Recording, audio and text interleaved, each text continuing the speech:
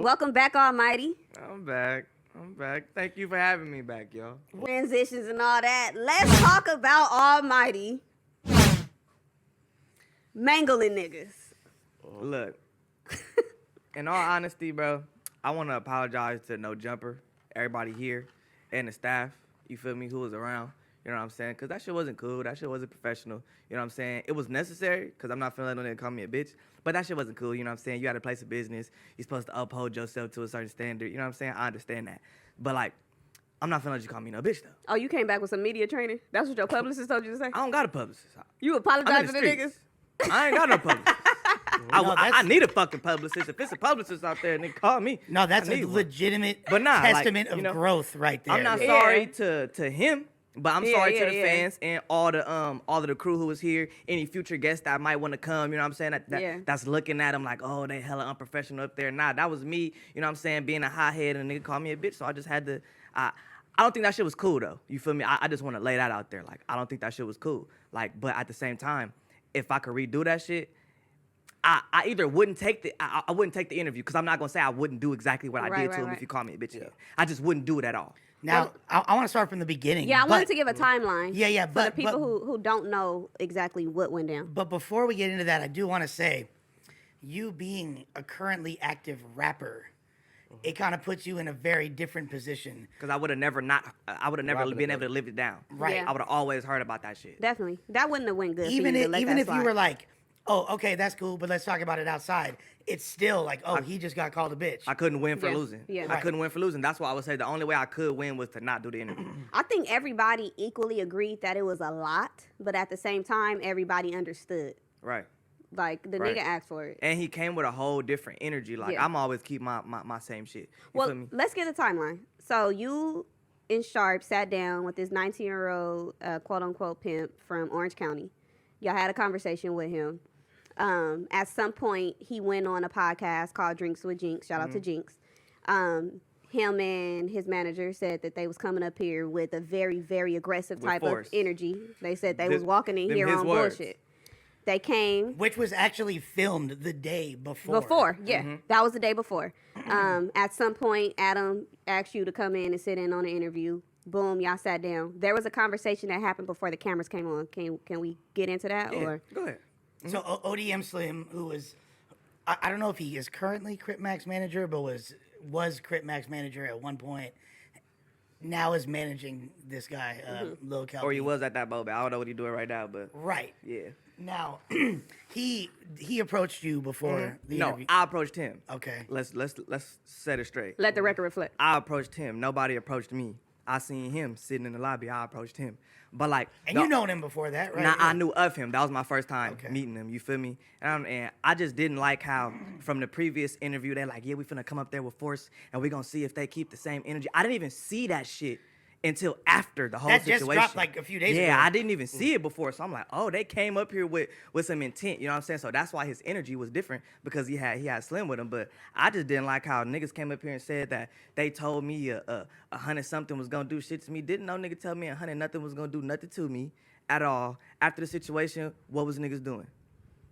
Well, before we even get into that, what was the conversation about? Well, he had told me like, it was actually a good conversation. Like, I'm not gonna get up here and be like, yeah, nigga, I ain't gonna do none of that because that would be false. You feel me? Do you feel like he was trying to intimidate you? I feel like that was it wasn't the intimidation. The conversation wasn't an intimidating conversation, but I get the point of you coming here, if you get me. You know what I'm saying? You felt the energy. Yeah. But the conversation wasn't intimidating. You know what I'm saying? Because by that point, he had some information about some of my people, so that energy couldn't have been brought. So what was the nature of the conversation then? It was more so, he kind of felt like I explained to him that like I don't get extra'd out because I think I'm tough. I get extra'd out because I'm passionate about the shit that I say, and I mean the shit that I say, you feel me? So I told him that, you know what I'm saying? And we got an understanding. He got more of an understanding than me. You know what I'm saying? Like, we could just say that, like, yeah, he got more of an understanding than me, but nobody told me what nobody was gonna do to me. That's cap.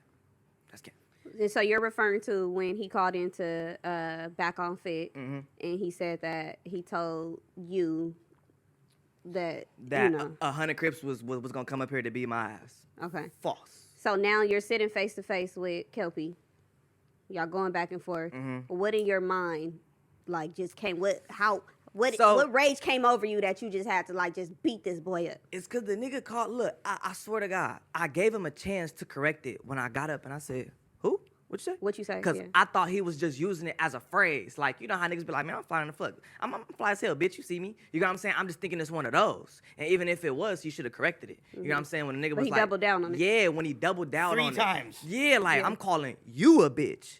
I just blacked out, like, you know what I'm saying? And I didn't come up here to be like, oh, I'm this extra tough ass nigga, or I'm this super thug. I'm not that. I'm just not gonna let you call me a bitch. I'm just a man, and I'm gonna stand on that shit. Like, you know what I'm saying? Nobody has ever seen a nigga disrespect me in person. It's a whole lot of false narratives, like, oh, why you didn't do this to whoopty whoop. Y'all have never seen nobody say something to my face disrespectful, ever. It's either been over the phone, on the internet, because I'm going to react. And I'm not saying this to invite no violence and no shit like that, because I ain't up here to do that. You know what I'm saying? We up here being professional. I'm coming on No Jumper to better my life in general. You know what I'm saying? This shit a huge blessing, like, as a whole. You know what I'm saying? So, like, I'm not saying that to just be like, oh, yeah, nigga, I'm just this tough-ass nigga, but I'm just not going to let you call me a bitch. At that moment, being that you was sitting on the couch next to Adam was in the room when it happened. And, you know, it kind of, when I was watching it just from my own perspective, hearing you, when you was like, I didn't even mean to do all that, did you feel like a sense of regret?